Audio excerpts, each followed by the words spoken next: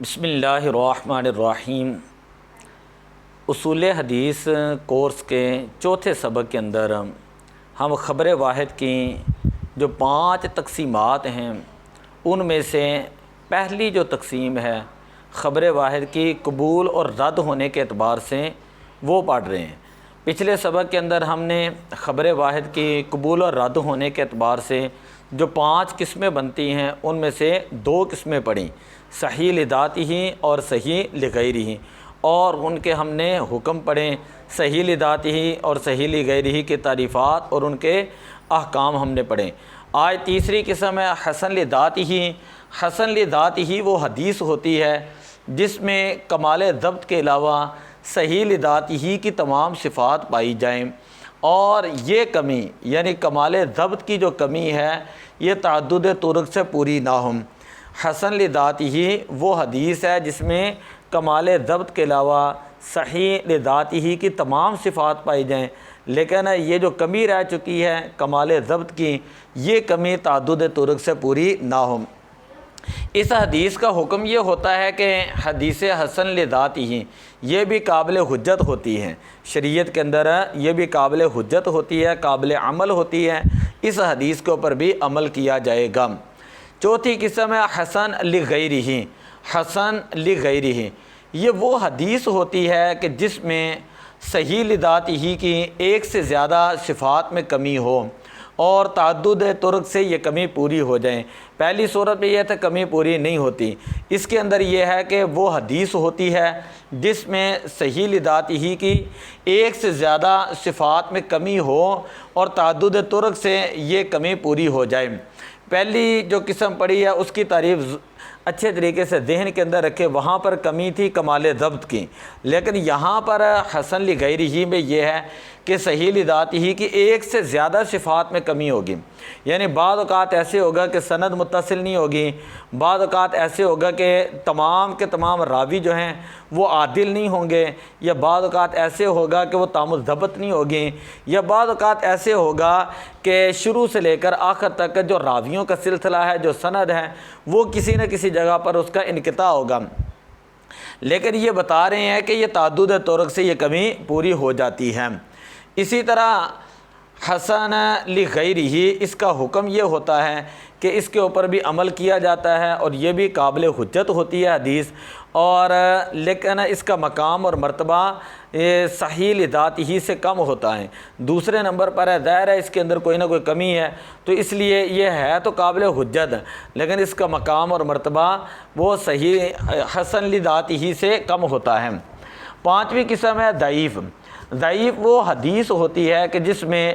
صحیح لذاتہ کی ایک سے زیادہ صفات میں کمی ہوں اور تعدد طرق سے یہ کمی پوری ہو جائیں۔ اب دیکھیں حسن لغیرہ کے اندر بھی یہی چیز تھی، لیکن حسن لغیرہ میں یہ تھا کہ صفات میں تو کمی تھی لیکن تعدد طرق سے وہ کمی پوری ہو جاتی تھی۔ اب ضعیف کے اندر یہ ہے کہ صحیح لذاتہ کی ایک سے زیادہ صفات میں کمی ہے اور تعدد طرق سے یہ کمی پوری ہو جاتی ہے۔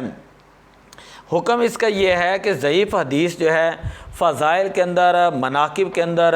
اور محاسن کے اندر اور اسی طرح کسی کی خوبیاں بیان کرنے کے اندر یہ حدیث قابل حجت ہوتی ہے اور معتبر ہوتی ہے، جبکہ احکام ہوں، حلال و حرام کے مسائل وغیرہ ہوں تو وہاں پر یہ حدیث ضعیف قابل حجت نہیں ہوتی اور یہ قابل عمل نہیں ہوتی، اس کے اوپر عمل نہیں کیا جائے گا۔ یعنی ایسا نہیں ہوتا کہ آپ حدیث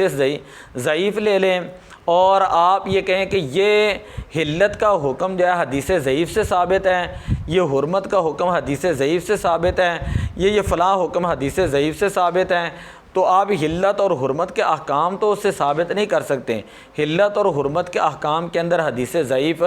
یہ حجت نہیں ہوتی، لیکن کسی کی فضیلت بیان کرنی ہو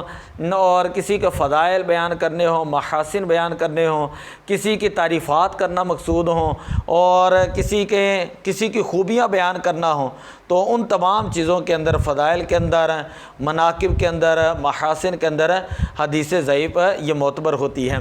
تو یہ تمام تعریفات ایک مرتبہ پھر دیکھ لیں کہ پہلی بات تو یہ کہ خبر واحد کی 5 تقسیمات تھیں، ان 5 تقسیمات میں سے پہلی جو تقسیم ہوتی ہے وہ یہ ہوتی ہے کہ خبر واحد اس کو قبول کیا جائے گا یا نہیں کیا جائے گا، قبول اور رد ہونے کے اعتبار سے پہلی تقسیم ہے۔ اب قبول اور رد ہونے کے اعتبار سے خبر واحد جو ہے اس کی 5 قسمیں بنتی ہیں، اس کی 5 قسمیں بنتی ہیں۔ پہلی قسم ہے صحیح لذاتہ، دوسری صحیح لغیرہ، تیسری حسن لذاتہ، چوتھی حسن لغیرہ اور 5ویں ضعیف۔ تو پہلی 2 قسموں کی تعریفات ہم جو ہے پڑھ چکے ہیں، ان کے احکام بھی۔ تیسری یہ ہے کہ حسن لذاتہ وہ حدیث ہوتی ہے کہ جس میں کمال ضبط کے علاوہ صحیح لذاتہ کی تمام صفات پائی جائیں اور یہ کمی تعدد طرق سے پوری نہ ہو، یہ حدیث قابل حجت ہوتی ہے۔ چوتھی ہے حسن لغیرہ، وہ حدیث کے جس میں صحیح لذاتہ کی ایک سے زیادہ صفات کے اندر کمی ہو اور تعدد طرق سے یہ کمی پوری ہو جائے، تعدد طرق سے کمی پوری ہو جائے، یہ حسن لغیرہ بھی حدیث قابل حجت ہوتی ہے، لیکن اس کا مرتبہ اور مقام اور درجہ جو ہے حسن لذاتہ سے کم ہوگا۔ اور آگے 5ویں قسم ہے ضعیف، وہ حدیث ہوتی ہے کہ جس میں صحیح لذاتہ کی ایک سے زیادہ صفات کے اندر کمی ہو اور تعدد طرق سے یہ کمی پوری بھی ہو جائیں، یہ حدیث فضائل کے اندر معتبر ہوتی ہے، حلت اور حرمت کے احکام کے اندر یہ معتبر نہیں ہوتی۔ جو لوگ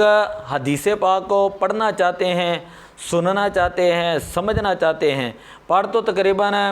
کوئی بھی بندہ لیتا ہے کہ جس نے تھوڑی بہت عربی کے اندر سوجھ بوجھ حاصل کی ہو، لیکن صحیح طریقے سے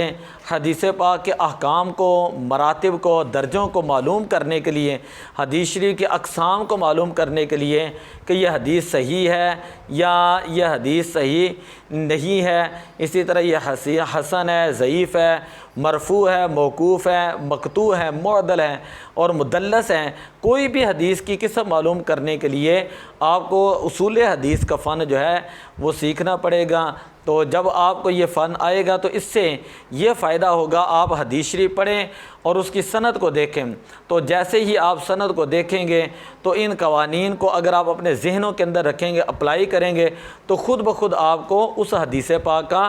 درجہ معلوم ہو جائے گا۔ جب آپ کو حدیث شریف کا درجہ معلوم ہو تو آپ خود بخود پھر وہاں سے اس کا حکم جو ہے نکال بھی سکتے ہیں اور اسی اعتبار سے آپ عمل بھی کر سکتے ہیں۔